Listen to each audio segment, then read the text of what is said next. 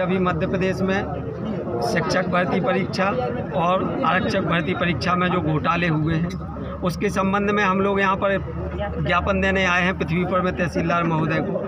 अभी देखा गया कि जो मध्य प्रदेश में जो शिक्षक भर्ती परीक्षा हुई है, सबसे पहले तो आपको बता दें कि उसमें जो रिजल्ट आया है, वो परीक्षा हुई है वो आउट ऑफ सिलेबस परीक्षा हुई है। उसमें मतलब सिलेबस के बाहर लगभग 80% सिलेबस के बाहर आया और उसमें 80% बच्चे फेल हो गए। जो बच्चे उसमें पास भी हुए हैं तो अब उनके भविष्य भी खतरे में है, क्योंकि ऐसा अभी पता चला कि जो पेपर लीक हो गया उसके स्क्रीनशॉट आए हैं, वो मैच कर रहे हैं उसकी आंसर शीट से। तो इस तरीके से अब बताइए कि जब बच्चों को मतलब यदि पेपर लीक हुए हैं तो इसमें किसके सिलेक्शन होंगे? जिनके 10 लाख 12 लाख रुपए पहुंच गए उनके सिलेक्शन होंगे, जबकि बच्चे 2011 के बाद जो 2022 में परीक्षा हुई है, 11 साल से इस परीक्षा का इंतजार कर रहे हैं बच्चे। और कई बच्चे ऐसे हैं जिन्होंने 1-1 लाख में DED BED की और कम से कम पढ़ाई में 1-1 लाख खर्च कर चुके हैं, और अभी जब एग्जाम देने गए तो वो फेल हो गए, क्योंकि 80% तो इस तरीके के भ्रष्टाचार कर लिया। और यहाँ बच्चों के भविष्य से पूछो, कई बच्चे टिक्कियों का ठेला लगाने को मजबूर हैं, उनके माँ बाप ने कर्जा लेके उनको DED BED कराई और वो फेल हो गए। अब इसमें बच्चे क्या करें? बच्चे हताश हो जाएंगे, पढ़ना बंद कर देंगे। इसका जवाब सरकार को देना पड़ेगा। ये स्क्रीनशॉट कैसे सामने आए, इसका जवाब सरकार दे। बच्चों को हम लोगों को कोई सरकार बोल नहीं रही है, कोई इस पर जवाब नहीं दे रहा है। इस तरीके से गोल गोल नहीं घुमाया जा सकता। हम लोग इसके लिए आज तो शांतिपूर्ण धरना देकर आए हैं। इसके खिलाफ हम लोग यदि 8 दिन के अंदर इसकी हमें समाधान नहीं निकला तो हम लोग उग्र आंदोलन करेंगे। इसी के तहत आपकी पुलिस आरक्षक भर्ती परीक्षा को ले लो, उसमें जो रिजल्ट आया है उसमें देखा गया है कि कुछ बच्चे सुबह पास थे, शाम को फेल हो गए। जी कैसे संभव है? आखिर क्या हो गया है इस सरकार को?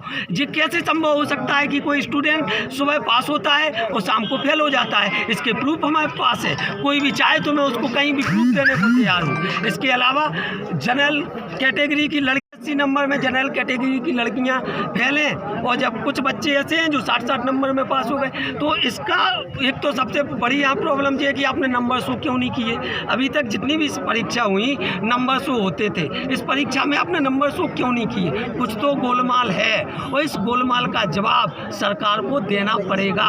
हम बच्चों के भविष्य के साथ इस तरीके का खिलवाड़ नहीं किया जा सकता है।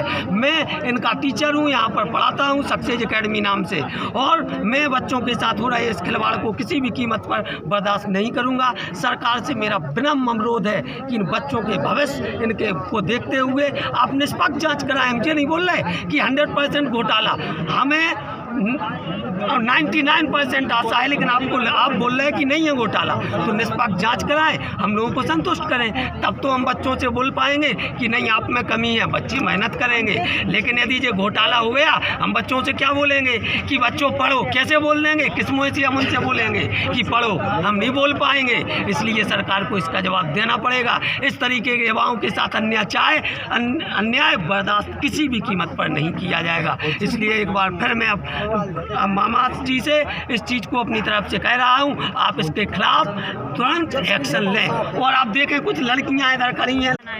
क्या है, आप लोग किस बात को लेकर विरोध कर रहे हैं? पुलिस और शिक्षक दोनों को लेकर विरोध हो रहा है सर।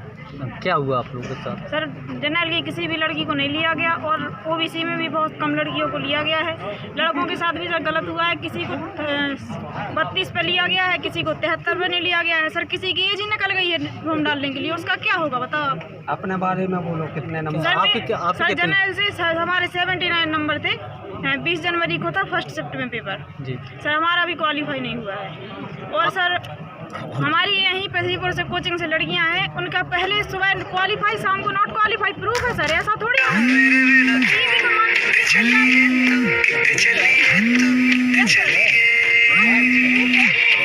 साथ ऐसा ना करें, क्योंकि आगे आने वाली परीक्षाओं में भी हम लोग हताश हो जाएंगे, हम लोग पढ़ भी नहीं पाएंगे। क्योंकि आगे जो पटवारी और MP SI की जगह आने वाली है, अगर ऐसा ही रहा तो हम लोग ना तो पढ़ पाएंगे और ना ही आगे परीक्षा की तैयारी कर पाएंगे। क्या चाहती हूँ सरकार से? सरकार से यही चाहती है कि अगर हम लोग पढ़ रहे हैं तो प्लीज़ हम लोगों के साथ अच्छा व्यवहार किया जाए, ना कि ऐसा किया है जैसे MB और व्यापम के साथ किया गया है। बच्चे बहुत हताश है। उन बच्चों से पूछो जिनका 1-2 बार क्वालिफाई हो चुका है, उनके फैमिली वालों से पूछो उनके साथ क्या हो रहा है, उन बच्चों से पूछो उनके साथ क्या हो रहा है जिनका पहले क्वालिफाइड था फिर नॉट क्वालिफाइड था। मैंने नहीं दिया है, लेकिन आगे वाली परीक्षाओं में भी ऐसा ही होगा। अगर ऐसा रहा तो पटवारी की वैकेंसी भी आएंगी उसमें भी ऐसा ही होगा, और MPSI की भी आएंगी उसमें भी ऐसा ही होगा। तो सरकार से यही अनुरोध है कि कृपया इस चीज़ पर ध्यान दें। तो इसमें हमें बहुत ही अब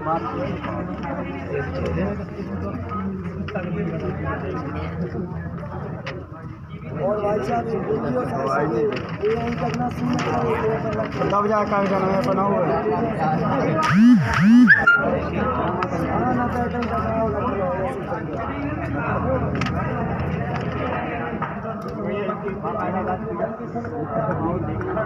नहीं सर, SDM पर तक सर जांच करवाई जाए सर।